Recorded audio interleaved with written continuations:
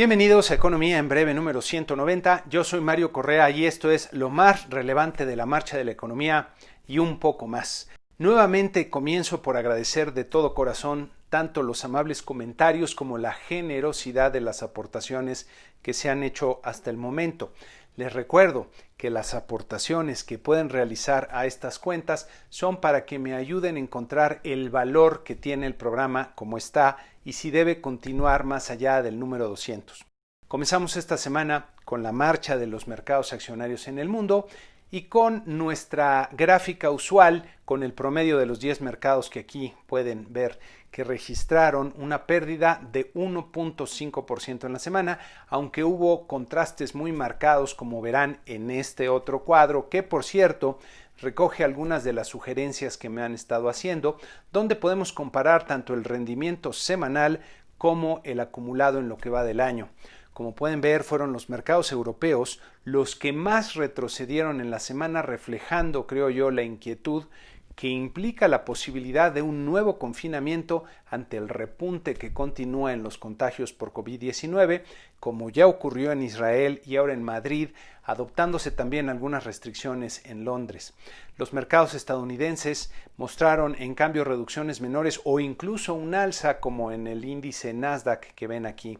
De forma acumulada en el año, los mercados más afectados son el Reino Unido y Francia, lo que además de explicarse por el impacto del COVID-19, se asocia al impacto que tendrá el Brexit, especialmente en estos dos países. En contraste, el Nasdaq presenta una ganancia muy importante seguido del índice S&P 500 de Estados Unidos, lo que refleja el desempeño de acciones de tecnología que se han visto favorecidas por la pandemia y también, creo yo, por la extraordinaria liquidez, la inyección de liquidez de la Reserva Federal que ya hemos comentado anteriormente. Nuestro mercado accionario en México fue a contracorriente de los otros, ganando 1.6% en la semana, como ven en nuestra gráfica usual.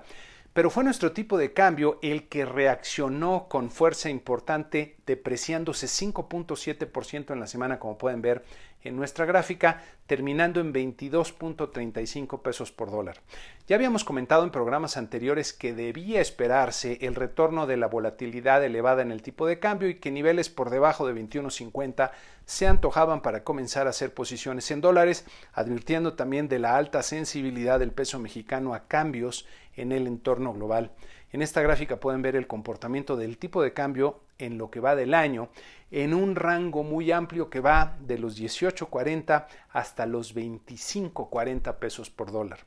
Lo que vemos aquí es que hubo un aumento muy fuerte y rápido, diría grandes saltos cuando se disparó la incertidumbre por el COVID durante marzo, seguido de un periodo de elevada volatilidad pero sin una tendencia definida y luego un periodo de apreciación bastante gradual. Esta alta sensibilidad del peso a cambios en el entorno externo muy probablemente va a continuar, tanto por factores estructurales como por circunstancias particulares y desde mi punto de vista prevalecen los factores que apuntan hacia una mayor depreciación, especialmente la elevada incertidumbre que genera todavía el COVID en el mundo, a la que se suman la percepción creciente entre los inversionistas de que la estrategia de política pública en México no es propicia para el crecimiento económico, el deterioro en las finanzas públicas y la presión que sobre ellas ejerce la problemática propia de Pemex, exacerbada por una mala estrategia de negocios y con una probabilidad creciente de tener una nueva baja en las calificaciones de la deuda soberana y eventualmente perder el grado de inversión para el país. E incluiría también el tener una tasa de interés cada vez menor, lo que aumenta la sensibilidad del peso a cambios en el entorno global y le sumaría, por último, el reciente mensaje del presidente ante la ONU, la Organización de las Naciones Unidas, que por decirlo menos fue muy desafortunado, no solo ante los líderes del mundo, sino también entre la comunidad de inversionistas internacionales. Francamente, me da más tristeza que indignación escuchar el mensaje que llevamos en estos momentos a los líderes del mundo y ahí la dejo. Pasando a los indicadores de la semana, las cifras de la oferta y la demanda agregadas presentaron caídas dramáticas e inéditas en el segundo trimestre, que es cuando pegó de lleno el impacto de las medidas de aislamiento, desplomándose ambas en 19.8% real respecto al primer trimestre y 21.6% real respecto al mismo trimestre del 2019. En esta gráfica pueden ver la magnitud de la contracción en la oferta y la demanda agregada, superando por mucho la observada en la crisis del 2009. Y en esta otra gráfica del INEGI se puede ver la evolución del nivel de la oferta y la demanda agregadas y cómo en un trimestre regresamos a niveles que se tenían en el 2010. El componente más importante de la demanda es el consumo privado, que se desplomó 20.6% real anual, que en esta gráfica podemos ver como la caída más profunda que se ha registrado. La formación bruta de capital fijo, como se le denomina también a la inversión, se contrajo 34% real anual, como se puede ver en esta otra gráfica, donde además de la dramática caída del segundo trimestre de este año, se observa que ya la inversión venía cayendo de forma importante en los 4 trimestres previos. También tuvimos en la semana los datos de inflación de la primera quincena de septiembre, que terminó siendo muy parecida a lo que estaba esperando el mercado y sin sorpresas. En esta gráfica del INEGI pueden ver que la inflación estuvo por debajo de lo usual cuando se compara con la observada en años anteriores. En este cuadro del INEGI vemos que los principales componentes del INPC mostraron una inflación bastante pareja y moderada. La inflación general fue de 0.16%, justo en línea con lo esperado por el mercado, mientras que el componente subyacente aumentó 0.17% y el no subyacente 0.15%. Un incremento muy por debajo de lo usual en las colegiaturas ayudó a que la inflación fuera así de baja. Las escuelas privadas están moderando mucho el incremento en colegiaturas para no perder alumnos, ya que la contracción económica está afectando los ingresos de muchos hogares, forzándolos a buscar escuelas más baratas o mandando a sus hijos a escuelas públicas. Aunque la inflación de la quincena fue baja, el comparativo anual de la inflación siguió aumentando, ahora a 4.10% en el índice general y 3.99% en el subyacente. Resulta sorprendente que la inflación tanto general como subyacente esté subiendo, como podemos ver en esta gráfica, a pesar del desplome que ya vimos en la demanda, especialmente cuando vemos en otros países inflaciones que están por debajo del objetivo definido por sus bancos centrales. Regresando al cuadro del INEGI, podemos ver que son los renglones de mercancías en la parte subyacente los que están repuntando a tasa anual, ya que los servicios muestran un ritmo de aumento mucho más moderado, aunque este año también ha sido inusualmente fuerte el incremento en frutas y verduras. Podría pensarse que los efectos de la pandemia han sido diferentes para mercancías y servicios, ya que ante el impacto en el ingreso, los hogares tienen que reasignar su gasto hacia lo más esencial, especialmente alimentación, mientras que la disrupción producida por las medidas de aislamiento afectó la oferta y distribución de mercancías, a lo que se suma el impacto en los costos que tienen las nuevas medidas de higiene, redundando en mayores precios de las mercancías. Los servicios, en cambio, son más susceptibles a la baja en la demanda, como lo estamos viendo en las colegiaturas escolares. Esto implica un ajuste en los precios relativos de mercancías respecto a los servicios, pero, como podemos ver en esta gráfica de largo plazo, este incremento en los precios de las mercancías respecto a los servicios no es nuevo, ya que desde el 2007 puede observarse una tendencia ascendente en este cociente, lo que nos dice que los precios de las mercancías se han ido encareciendo respecto a los precios de los servicios. Habría que reflexionar más a fondo tanto las explicaciones detrás de esta tendencia como sus repercusiones, lo que haremos en otra ocasión que haya más espacio en el programa.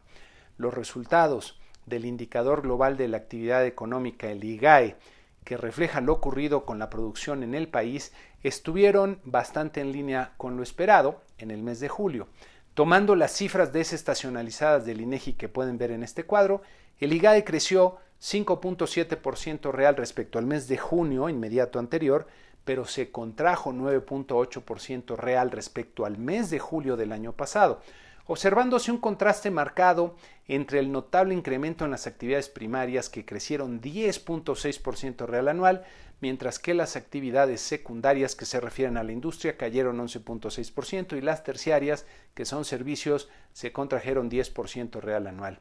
En la gran mayoría de los casos, las caídas del mes de julio fueron menores a las observadas en el mes de junio, lo que era de esperarse con la reapertura de la actividad económica. Hay que enfocarnos en la parte de los servicios, ya que la parte industrial ya se conocía y como podemos ver hay una caída anual pues muy parecida a la observada en el mes de junio. Esto quiere decir que en varios sectores la mejoría producida por la reapertura de la economía fue relativamente pequeña.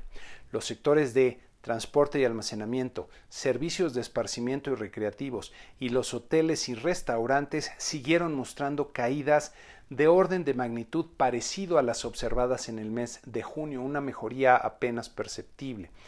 En esta gráfica de largo plazo del nivel del IGAE pueden ver que la reactivación ha sido rápida, pero todavía nos encontramos a niveles que teníamos en el 2015. El dato de agosto será fundamental para ver si la reactivación sigue ganando fuerza o se está debilitando y podría generar más revisiones a los pronósticos del año y preocupan estos sectores que comentaba. Las ventas minoristas repuntaron 5.5% en julio respecto a junio, como pueden ver en este otro cuadro del INEGI con cifras desestacionalizadas, pero a tasa anual cayeron 12.7%. En nuestra gráfica usual con cifras sin ajuste estacional, pueden ver que la caída a tasa anual fue menos pronunciada que en los 3 meses previos, pero sigue siendo bastante profunda. Aquí se puede ver el nivel de las ventas minoristas de los últimos años y cómo se ha recuperado respecto al nivel de abril, pero seguimos lejos de los niveles prepandemia.